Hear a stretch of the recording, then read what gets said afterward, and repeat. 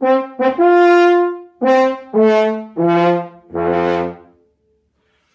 to the WhistleBlast Sessions. This is Series 1, How Do We Do It?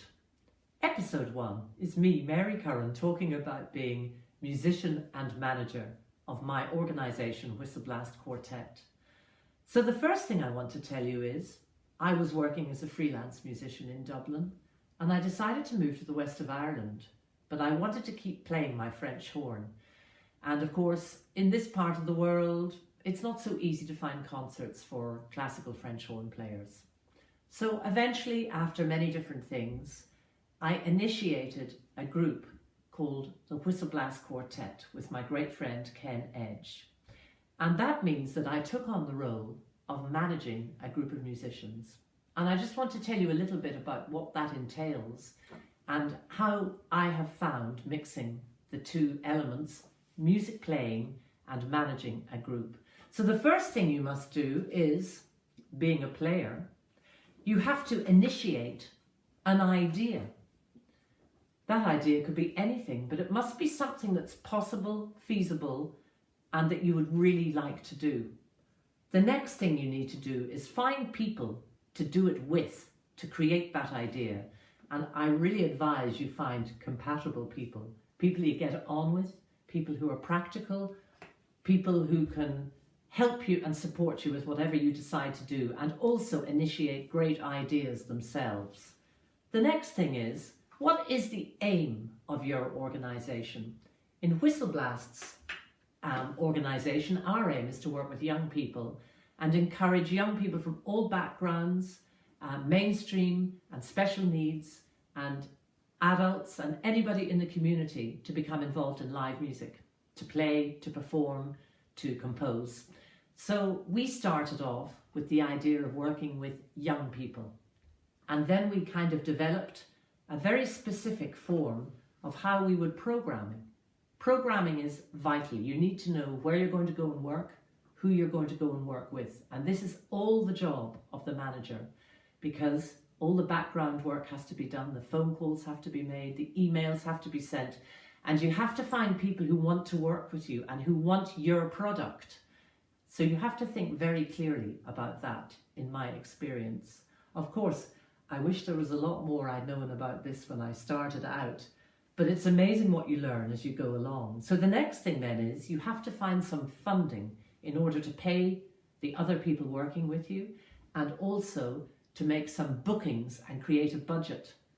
So you must look to all the main places like county councils, education centres, the Arts Council, and anyone you can think of who might support your idea financially.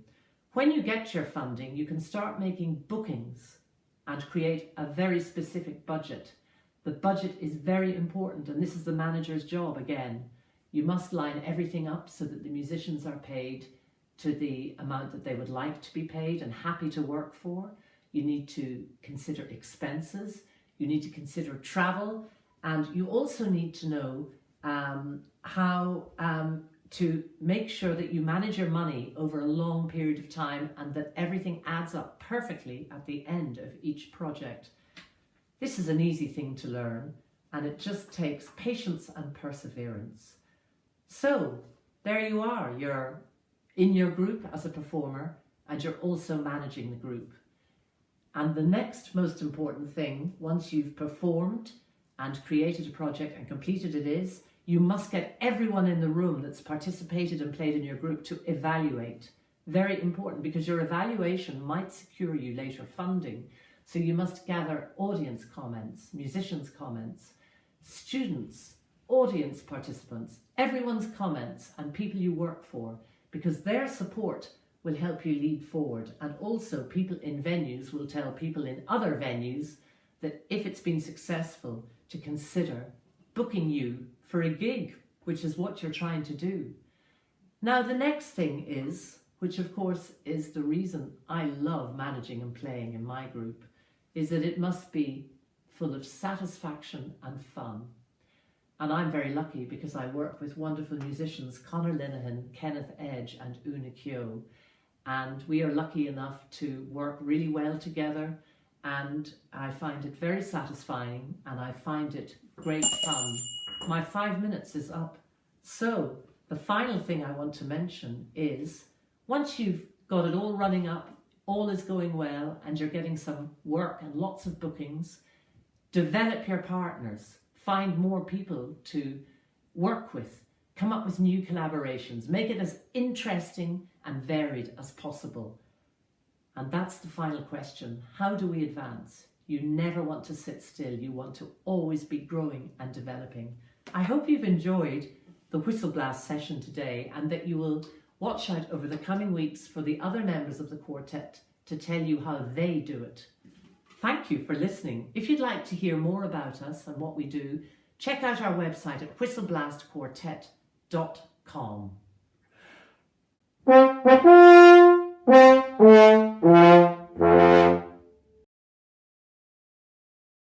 RTE, supporting the arts.